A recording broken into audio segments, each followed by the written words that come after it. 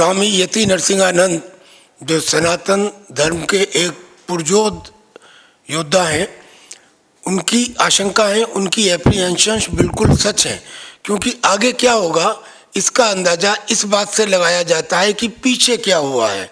मोहम्मद बिन Qasim, Babar, Gauri, Khilji, Taimur lung, Aurangzeb, इनके ज़माने में क्या हुआ उससे ये अंदाज़ा लगाया जा सकता है कि आगे क्या होगा। और ये आशंका भी ठीक नज़र आती है कि 2029 तक अगर इसी हिसाब से मुस्लिम पॉपुलेशन बढ़ती रही, जिसका आंकड़ा 2011 में सेंसस कमिश्नर ऑफ इंडिया और रजिस्ट्रार जनरल चंद्रमोहन मुन्नी ने छुपा के रखा था 2018 तक, अगर ये बढ़ती रही तो बहुत मुमकिन है कि 2029 में मुस्लिम प्राइम मिनिस्टर बने। और अगर मुस्लिम प्राइम मिनिस्टर बना तो फिर इस देश का इस्लामिक होना करीब करीब तय हो जाएगा। और अगर ये देश इस्लामिक हुआ तो धर्म परिवर्तन, औरतों के साथ बलात्कार, लूट एंड प्लंडर, ये वैसे ही होंगे जैसे हम कहते हैं कि इतिहास की पुनरावृत्ति होगी। अगर ये सब हुआ तो फिर हिंदुस्तान एक 135 करोड़ लोगों का हिंदुस्तान, एक इतनी बड़ी भारी आबादी का हिंदुस्तान, अगर ये इस्लामिक कंट्री हो गया तो इसका असर पूरी दुनिया पर पड़ेगा। आज तक तो छोटी छोटी कंट्री जो है वो इस्लामिक हैं, अगर ये इस्लामिक हो गई और फिर अगर इसको ईमानदारी से कुरान को पढ़ें तो कुरान की 6666 आयतों में से 1000 से ज़्यादा आयतें ऐसी हैं जिसमें ये कहा जाता है कि इस्लाम के अलावा दूसरा कोई धर्म नहीं है। मेरी बात पे गौर करें, इस्लाम के अलावा दूसरा कोई धर्म नहीं है, ये कुरान में लिखा है। और कुरान में ये भी लिखा है उन्हीं आयतों में जिनका जिक्र मैंने आज की प्रेस रिलीज में किया भी है कि जो अल्लाह को नहीं मानता या अल्लाह के पैगंबरों को नहीं मानता, यानी कि अल्लाह के मानने वालों को नहीं मानता, वो काफिर है। और काफिर का कत्ल करना जायज़ है और काफिर को तड़पा तड़पा कर मारना जायज़ है, उसके सामान को लूटना जायज़ है, उसके लिए केवल जहन्नुम ही जगह है। जहाँ इस किस्म की धर्म में बातें लिखी हो, क्या हम उसे धर्म मान लें?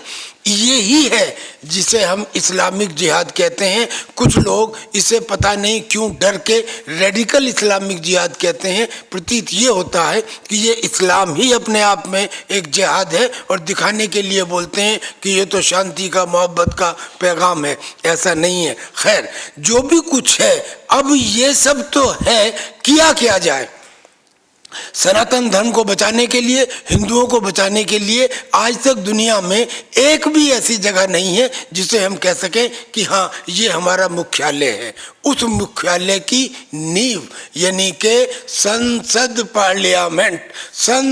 पार्लियामेंट का शिलान्यास 20 फरवरी को प्रातः 10 बजे जगत गुरु शंकराचार्य नरेंद्र नंद जी पीठाधीश्वर सुमेरु काशू पीठ के हाथों से और स्वामी यति नरसिंहानंद जी के हाथों से डासना धाम मंदिर में किया जाएगा। दूसरा, इस सर्वधर्म अधिवेशन में पूरे हिंदुस्तान के लोगों को इंक्लूडिंग कन्याकुमारी बुलाया गया है और उन सब की तरफ से ये आवाज़ दी जाएगी कि हिंदू हो या सिख हो या जैन हो या बुद्ध हो या पारसी हो या किसी भी धर्म के हो, यदि इस्लामीकरण हिंदुस्तान का होता है तो उसका असर सबके ऊपर बराबर पड़ेगा। लिहाजा अब इसमें जो पोप बैठे हैं क्रिश्चियंस के इटली में, उनको भी इसमें आना पड़ेगा और जो और धर्मों के धर्मगुरु हैं उनको भी इसमें आना पड़ेगा। और ये पहली बार किसी संसद के बनाने का, सनातन संसद के बनाने का डिसीजन लिया गया है ताकि सभी हिंदू संगठन, सनातन संगठन जो हिंदुस्तान या हिंदुस्तान के बाहर हैं, उन सबको एक स्रोत मिले जहां से ये कार्यक्रम प्रारंभ होगा। और मैं समझता हूं कि डासना धाम मंदिर ही हिंदुओं का सबसे बड़ा स्थल होगा। अगर आप ये वीडियो YouTube पर देख रहे हैं तो हमारे चैनल को सब्सक्राइब करें और बेल आइकन को दबाना ना भूलें। अगर आप Facebook पर ये वीडियो देख रहे हैं तो हमारे पेज को लाइक करें।